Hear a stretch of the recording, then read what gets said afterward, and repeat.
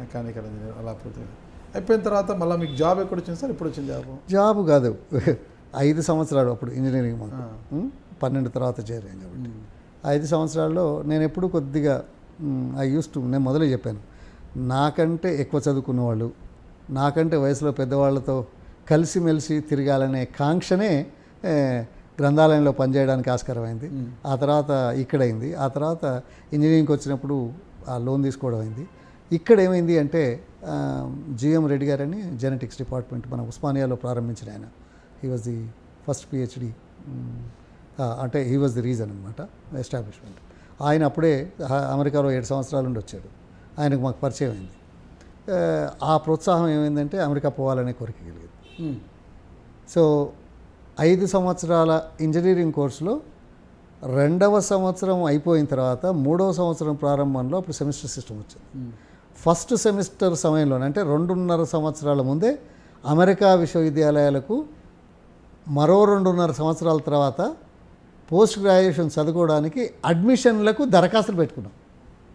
మీరు ఇమాజిన్ చేయండి, 2.5 సంవత్సరాల ముందే అమెరికాలో నేను చదువుకుంటాను, మీ విశ్వవిద్యాలయంలో నాకు అడ్మిషన్ కావాలని దరఖాస్తు పెట్టుకున్న వాళ్ళు నాకైతే తెలియదు, కానీ నేనైతే చేశాను. అది సరిగ్గా ఫస్ట్ సెమిస్టర్ అయ్యే నాటికి నాకు అడ్మిషన్ దొరికింది. ఏమని? Subject your admission is confirmed subject to getting first class in all the 5 years. ఆ రకంగా అత్యంత ముందస్తుగా అడ్మిషన్ సంపాదించిన వాడిగా నేను ఉంటానని అనుకుంటున్నాను. ఇంత ముందుగా ఎవరు చేయలేదు, మా బ్యాచ్లో కూడా ఎవరు అంత ముందుగా చేయలేదు. సో అది వచ్చింది కాబట్టి ఇంకా ప్రేరణ, అమెరికా వెళ్తాను, అడ్మిషన్ వచ్చింది, ఉత్సాహం, అలా చదువుకున్నాం. కానీ ఈ ఇంజనీరింగ్ అయిపోయిన తర్వాత ఎలా పోవాలి, డబ్బు ఎక్కడిది? నేను దాదాపు దేశంలో ఉన్న 100-105 ట్రస్ట్లకు ఫౌండేషన్లకు దరఖాస్తులు పెట్టాను. చివరిగా నిజాం ట్రస్ట్ ఫండ్, ఆ రోజుల్లో అమెరికా వెళ్ళడానికి పేదరికంలో ఉన్న వాళ్ళకి, బ్రైట్ స్టూడెంట్స్కి వాళ్ళు ఆర్థిక సాయం అందించేవాళ్ళు. ఎయిర్ ఫేర్ ఇచ్చారు వాళ్ళు. తర్వాత అక్కడ ఉండడానికి కావాలి డబ్బు. దానికి ఎలా అని చూస్తే నేను ఈ మార్కులు వచ్చాయి, అడ్మిషన్ ఉంది, ఇది తీసుకొని syndicate bank Mozamjahi market education loan కోసం పురోహిత్ అని పాపం మేనేజర్, ఆయన దగ్గరికి వెళ్ళాను. అప్పుడంతా బట్టలు కొద్దిగా బాగుండేది కాదు, చెప్పులు అది కూడా సరిగ్గా ఉండేటివి కావు, కానీ రికార్డు మంచిగా ఉంది. ఇంత ధైర్యంగా ఆయన దగ్గరికి వెళ్ళాం. ఎవరూ లేరు, ఎవరిని తీసుకెళ్ళలేదు, నో రికమెండేషన్, నో ఇంట్రడక్షన్, డైరెక్ట్గా వెళ్ళాను. ఏం బాబు అని అడిగాడు. ఎట్లా అన్నాను. అడ్మిషన్ చూపించాను, మార్కులు చూపించాను. బాగా చూశాడు. ఏంటి, 2.5 సంవత్సరాల ముందు అడ్మిషన్ తెచ్చుకున్నాడు, ఇప్పుడు మార్కులు వచ్చాయి, లోన్ కావాలంటున్నాడు. That was A eye opener for him. That was a really great thought for him. 2.5 సంవత్సరాల ముందు వచ్చింది కుర్రవాడు, బాగా పట్టుదల ఉంది అనే విషయం ఆయనకు బాగా అర్థమైంది. అడిగి కిందికి మీదికి చూశాడు. నీ దగ్గర 20 రూపాయలు ఉన్నాయని అడిగాడు. నాకు అనుమానం వచ్చింది, ఈ 20 రూపాయలు ఎందుకు అడుగుతున్నాడు అబ్బా, ఏదైనా ముందస్తుగా ఏమైనా చేయాల్సిన అవసరం ఉంటుందా అని నాకు అనిపించింది. అప్పుడు నిజంగా నా దగ్గర లేదు 20 రూపాయలు, నా దగ్గర 20 అయితే లేవు అన్నాను. ఏదో 2-3 ఉన్నట్టున్నాయి, తీసుకురాగలుగుతావు అన్నాడు. కొంత సమయం ఏంటి తీసుకొస్తాను. నాకు ఎందుకు అనేది ఇంకా అర్థం కాల. ఆయన అన్నాడుగా, అడగాలి, ఎందుకు అడగాలి? ఇప్పుడు నేను I require something, he saying something, let me fulfil the condition of or whatever he said, then I can ask what for. నేను మా ఫ్రెండ్స్ దగ్గరికి వెళ్ళేసి ఒక గంటన్నర లోపల 20 రూపాయలు తీసుకొని వెళ్ళాను. తెచ్చావా అన్నాడు. తెచ్చాను. నేను రూమ్ బయటే నిలబడ్డాను. ఆయన కేకేశాడు క్యాషియర్కి.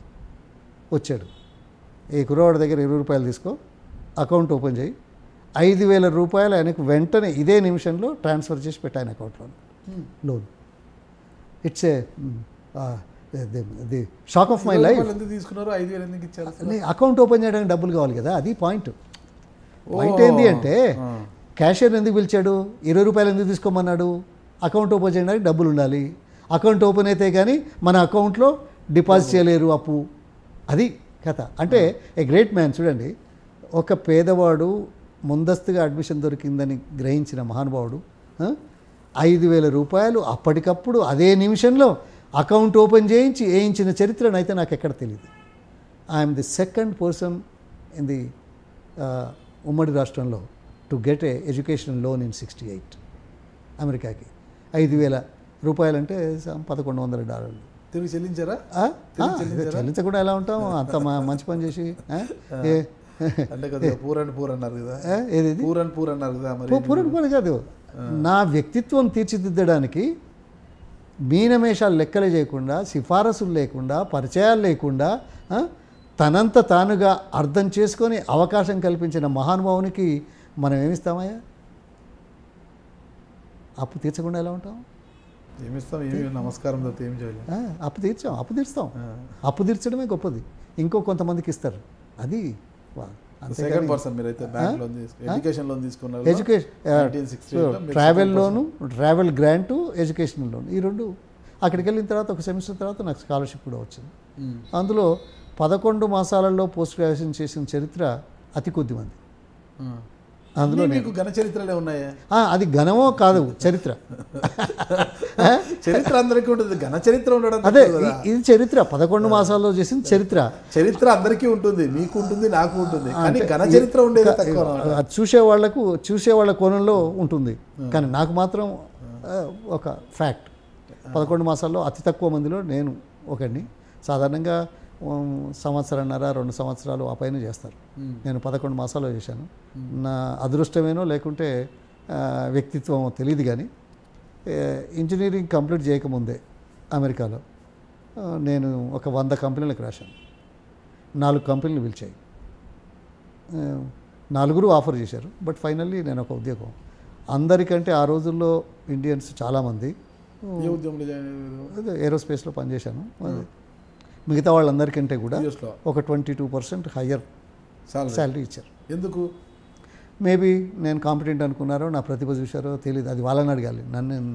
వాళ్ళకి ఏం తెలుసు అంటే వాళ్ళు రికార్డు ఉంటుంది కదా, ఇంటర్వ్యూ కానీ, ఇంటరాక్షన్ కానీ, మార్క్స్ కానీ, ఇవన్నీ ఉంటాయి కదా. దాన్ని బట్టి అది నేను చెప్పలేను కదా. అదే అప్పుడు average salary $7,500 to $8,000 per year. నాకు 10,000 ఇచ్చారు స్టార్టింగ్ $10,000 పర్ ఇయర్. అంటే 7,500 to 8,000 ఇచ్చే నేపథ్యంలో $10,000 పర్ ఇయర్ ఆ రోజులో. ఈ రోజు చాలా పెరిగింది, అది వేరు. అంటే అది వేరు, ఖర్చులు పెరిగాయి, అట్లే పెరిగాయి. అది పాయింట్ కాదు కదా. ఆ కోణంలో జరుగుతున్న దాంట్లో మనకు ఎక్కువ వచ్చింది అనేది ఓ తృప్తి, ఏదో సాధించాం, నన్ను గుర్తించారు అనే ఆలోచన తప్ప వేరే కాదు. మీరు చూస్తున్నారు ఐ డ్రీమ్ న్యూస్ని. మీరు చూస్తున్నది ఐ డ్రీమ్ న్యూస్. అంటే కళలని నిజం చేస్తూ ప్రజలకి నిజాలని కళల ద్వారా తీసుకొచ్చే ఐ డ్రీమ్కి మై బెస్ట్ విషెస్. మీరు చూస్తున్నది I dream news.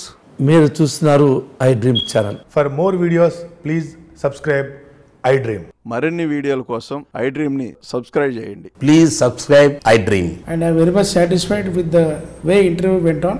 Kindly subscribe to I Dream. For more videos, subscribe to I Dream. And loads of fun entertainment and content. Do watch I Dream.